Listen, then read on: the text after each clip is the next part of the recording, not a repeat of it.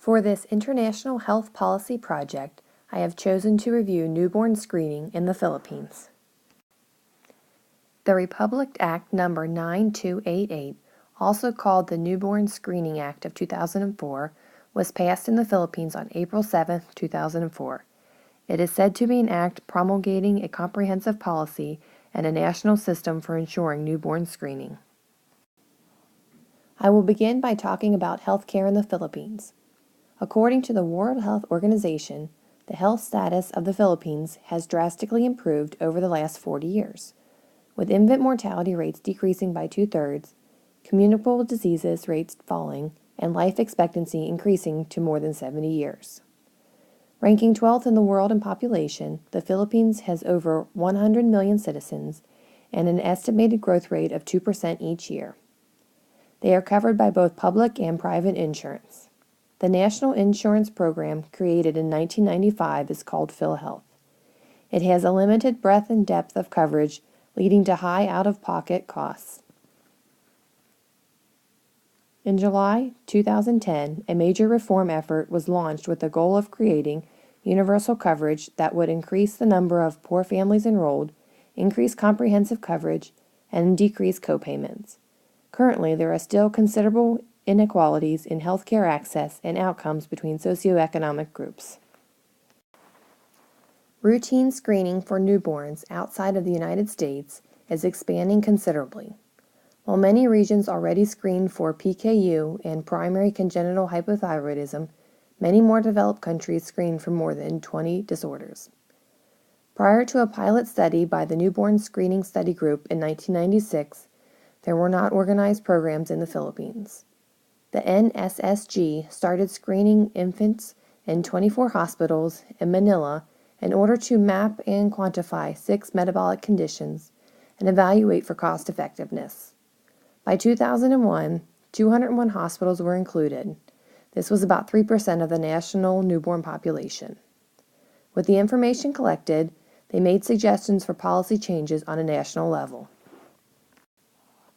The Newborn Screening Act of 2004 created a national newborn screening system that is comprehensive, integrative, and sustainable.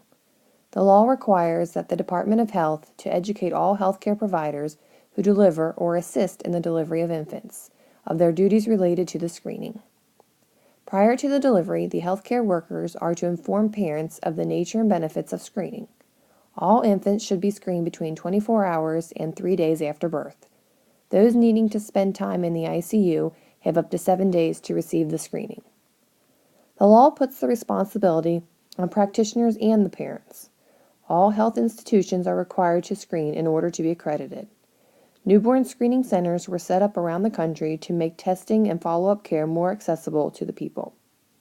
Parents are allowed to opt out of the screening for religious beliefs, but their preferences must be put into writing and tracked in the national database. In the United States, it is required by law that all infants undergo newborn screening. The specific laws are different for each state.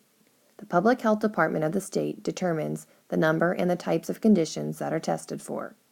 Difference between states are due to cost, funding, frequencies of the disorders, and availability of treatments.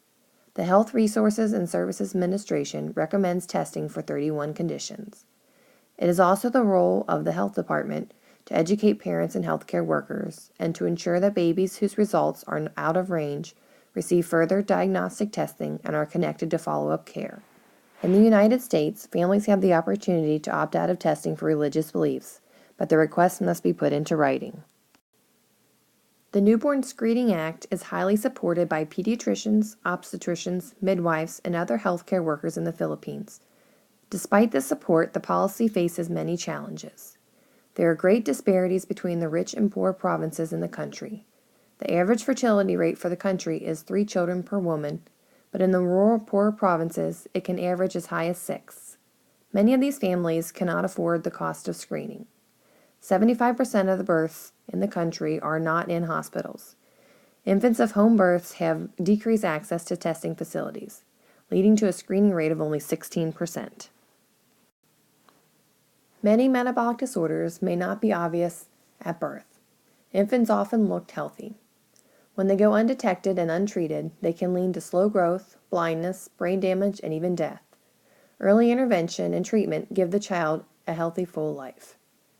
Prior to the Newborn Screening Act of 2004, most families were not offered the chance to test their children. With this program, access to screening has improved, as well as post-screening support. Not only are families informed that their children have these conditions, but they are given the opportunity to see specialists to do further testing and offer treatment. This has not only aided in the increased life expectancy, but has also improved the quality of life in the Philippines.